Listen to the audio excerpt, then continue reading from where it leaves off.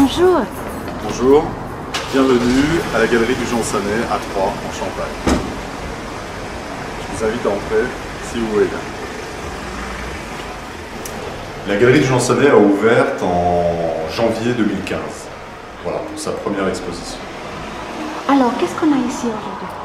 Qu'est-ce qu'on a aujourd'hui? On a une exposition d'une artiste lituanienne qui s'appelle Ruta Jusionit et qui a la particularité, c'est assez rare chez les artistes, d'être à la fois sculptrice et en même temps peintre. Très bien. Alors la peinture de Ruta Jusionit s'inscrit d'abord dans l'expressionnisme assez fort avec des couleurs très franches. C'est un expressionnisme, c'est le cas d'ailleurs dans ces sculptures, qui est mélangé d'un monde mythologique, une mythologie qui est propre à l'histoire de la Lituanie, c'est-à-dire une mythologie d'avant la période chrétienne. On va dire, pour résumer, que c'est une mythologie qui met en avant une symbiose entre le monde animal et le monde humain. Voilà, symbiose qui a été un petit peu cassée, on va dire, par les monothéismes qui sont arrivés, qui ont mis l'homme au-dessus du reste de la création. Comment avez-vous rencontré l'artiste? Alors, je travaille souvent de la même manière, c'est-à-dire que je vais sur des salons d'art, sur Paris notamment, ou ailleurs, ou à l'étranger. Je sélectionne des artistes, ensuite je les suis, et puis au bout d'un certain temps, à partir du moment où j'ai un coup de cœur, bien évidemment, je les contacte et on met en place un projet d'exposition.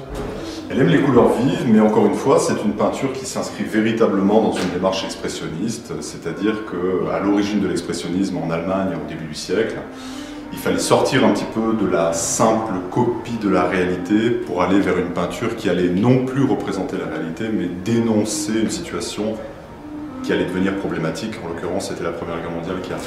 Donc Ruta Jusionit, effectivement, a des couleurs vives, tout simplement parce qu'elle s'inscrit pleinement dans le mouvement expressionniste et qu'à l'origine, le mouvement expressionniste né au début du siècle précédent en Allemagne, c'est un mouvement qui voulait en finir un petit peu avec la copie de la réalité.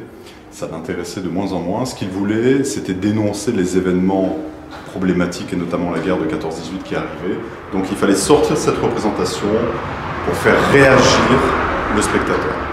D'où les couleurs très vives. Je dirais que plus que la relation entre la femme et l'animal, c'est surtout une harmonie perdue entre le monde animal et le monde humain. Ouais. Alors, le message, c'est un message d'humanité. C'est un message d'humanité, mais pas que. Je pense que oui, c'est un message d'harmonie. D'harmonie. C'est peut-être le but finalement de la recherche personnelle de chaque artiste que de créer une harmonie personnelle. Alors moi j'aime les œuvres expressionnistes un petit peu plus dures. Par exemple, celui-là me plaît particulièrement. Le portrait de femme. La plupart du temps d'ailleurs, le portrait de femme est inspiré de son propre visage. Et vous avez également celui-là, la bête, au-dessus du Minotaure, qui pour moi s'inscrit véritablement dans une démarche, encore une fois, expressionniste. Voilà. On peut citer également cet oiseau. C'est le seul oiseau, effectivement. Peut-être une nouvelle série en gestation. Alors les sculptures, elles complètent parfaitement, ou peut-être l'inverse, peut-être que la peinture vient compléter la sculpture, puisque Ruta Jusionit, et même si elle a eu une formation commune, elle a fait les beaux-arts de Vilnius en Lituanie, donc elle a travaillé à la fois la peinture et la sculpture, mais effectivement, elle a d'abord mis en avant depuis une vingtaine d'années sa sculpture. Donc la sculpture, c'est un travail sur de la terre cuite, mais vous avez également quelques œuvres en bronze, ici présentées. Vous avez le Minotaure, ici même. Vous avez également une jeune fille. Alors cette fois-ci, c'est un bronze un petit peu particulier, puisque c'est un bronze qui est patiné. C'est vrai qu'habituellement, on a plutôt des terres cuites patinées façon bronze, mais là, c'est un bronze patiné façon terre cuite. Et vous avez également ce couple, voilà, où là, il y a toute la démarche, donc cette harmonie de l'animal qui entoure l'être humain. Et là, c'est également un bronze, mais qui a été patiné. Est-ce qu'il y a aussi une relation à Shakespeare? On peut y voir j'allais dire, ce qui nous rappelle à chacun en fonction de nos origines ethniques et de notre origine sociale également, de notre éducation. Bien évidemment, on peut y voir, on peut même renvoyer à la comédie humaine, on peut renvoyer finalement à peut-être une désacralisation un petit peu d'un monde beaucoup trop sérieux qui a besoin de revenir à la quête de l'enfance, à cette espèce d'âge d'or perdu où finalement les relations sociales étaient beaucoup plus simples. Alors, cette exposition est ouverte? Alors, elle est ouverte jusqu'au 6 mars 2019. Sachant qu'après on peut retrouver effectivement tout un tas d'éléments sur l'artiste et les autres artistes de cette galerie. Vous avez le site internet, j'imagine que vous ne manquerez pas de citer, vous avez la page Facebook, vous avez le compte Instagram. Voilà. Donc il y a tout un tas de choses.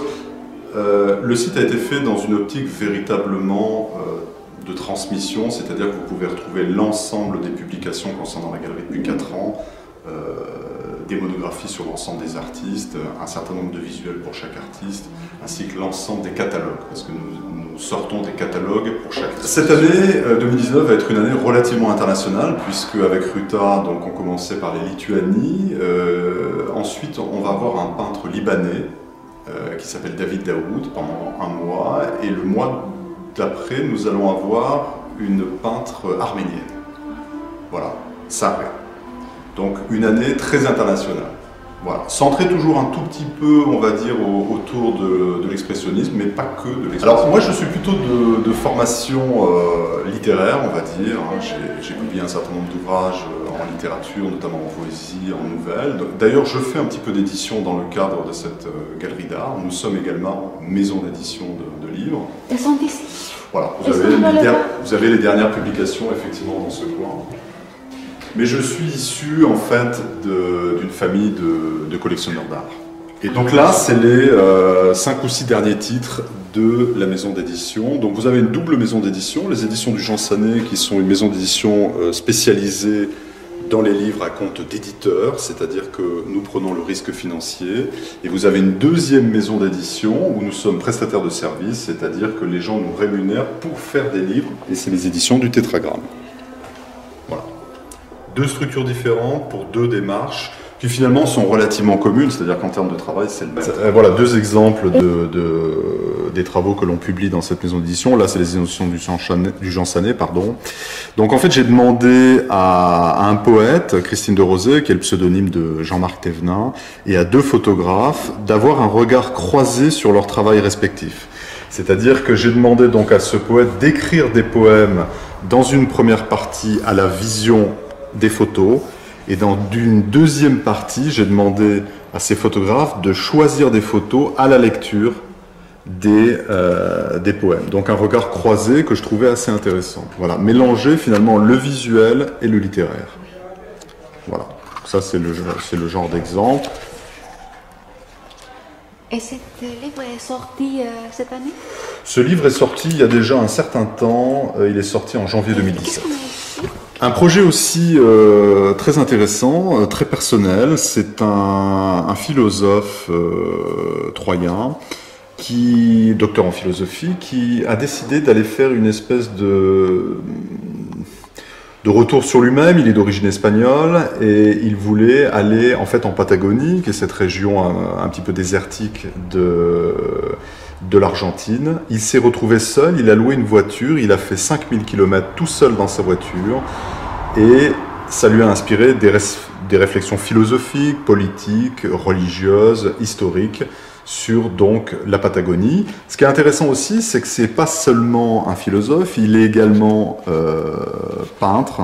Donc nous avons tout un tas de petits croquis. C'est présenté comme un livre de voyage. Voilà, nous avons tout un tas de croquis qui accompagnent en fait le texte au fur et à mesure de son cheminement en Patagonie. Voilà, c'était ça qui était assez intéressant. D'ailleurs, on a choisi une police qui rappelle un petit peu le carnet de voyage. Voilà, une police manuscrite. Voilà le genre de projet que l'on peut faire dans cette maison d'édition. Mes livres ne sont pas en vente ici. C'est vrai que depuis que je fais la promotion des autres, c'est difficile de faire sa promotion personnelle. C'est un choix qu'il faut faire. Alors, les projets pour votre maison d'édition sont... Alors nous travaillons, on va dire qu'on a environ entre 2 et 4 projets par an. Voilà. Merci. Merci à vous.